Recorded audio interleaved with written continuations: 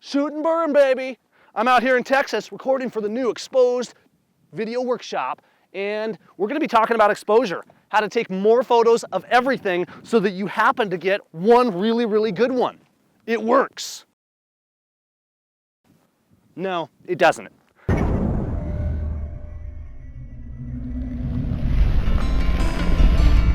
The Zone System was originally developed by Ansel Adams and Fred Archer, and what it gives us is a huge amount of control over tone value and over our light and over our visualization, helping us through that and knowing exactly what's going on in the scene.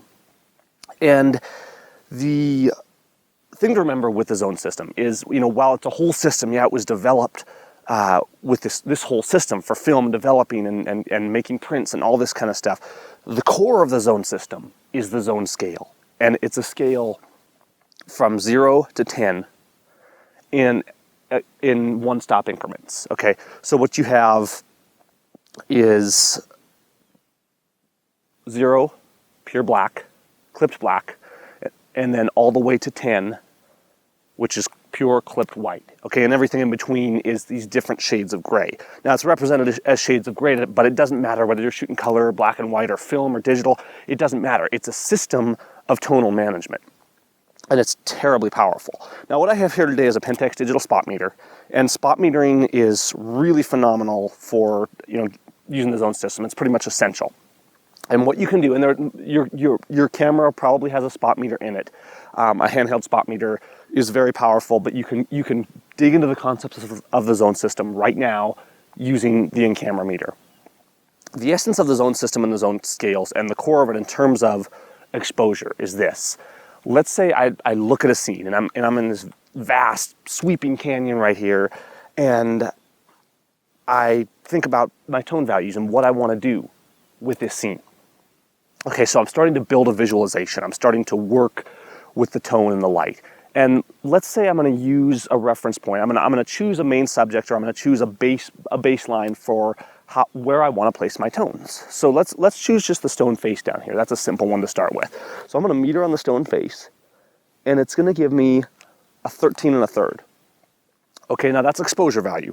And exposure value is something you've seen in your camera. You can go +1, 2, -1, 2. Well, that's a whole system. That's a whole system that an older meter like this gives you direct readings in. And there's still meters you can get that will give you exposure value readings. And they're incredibly handy. To me, they're much better than a meter that just tells you, hey, use this exposure, because I can quickly point a meter like this around, and it'll say, hey, the stone face is a 13 1/3, the sky is a 13 1/3. I mean, I know those tone values are roughly the same.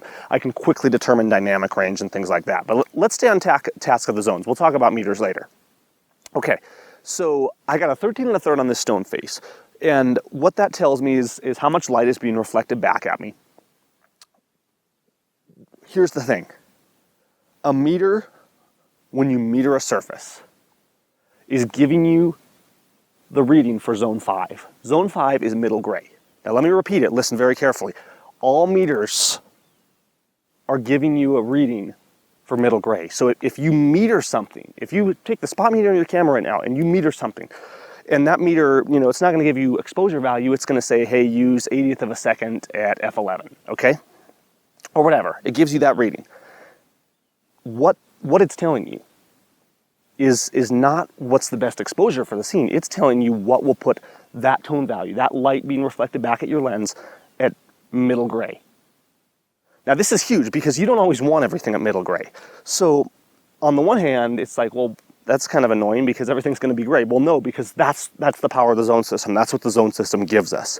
So knowing that, we can put it wherever we want. And that's the beauty of the Zone System. Remember, this is reading exposure value. Your camera, the stops are exposure value.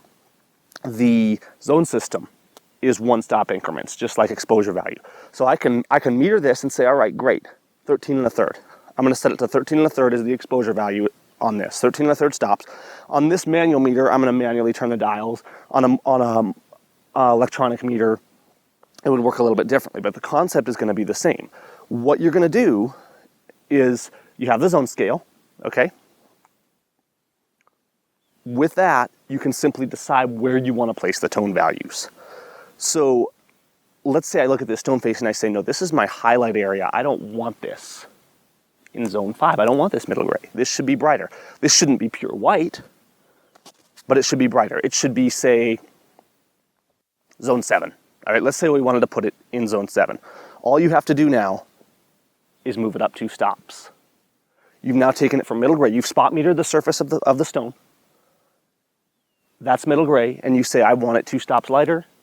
You move it up 2 stops. In my case, I'm going to turn the dial to 11 1/3. But on your camera, you would just, you could do the same thing by pushing up 2 stops.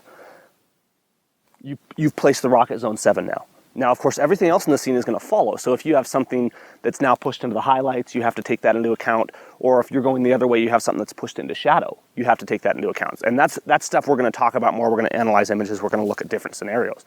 But think about this for a moment, because this is incredibly powerful. Let's look at another scene. Let's say I'm looking at this grass right here, and I want to use that as a reference point, okay? So this is 12 2/3 on the highlights of this grass. Okay, and I might say, great, I want to put that at zone 6. It's going to move up to 11 2/3. I've just moved up 1 stop.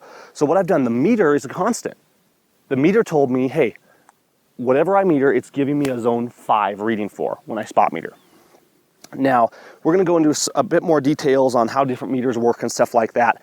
And that's something for another episode. So let's just kind of focus on the spot meter. If you're working in camera, you can set your in-camera settings to spot meter, and you can do this right now. You can point it around and see what it's doing and get spot meter readings for various setups. Okay, so let's point it up here, 13 1/3. Again, same as that rock down there.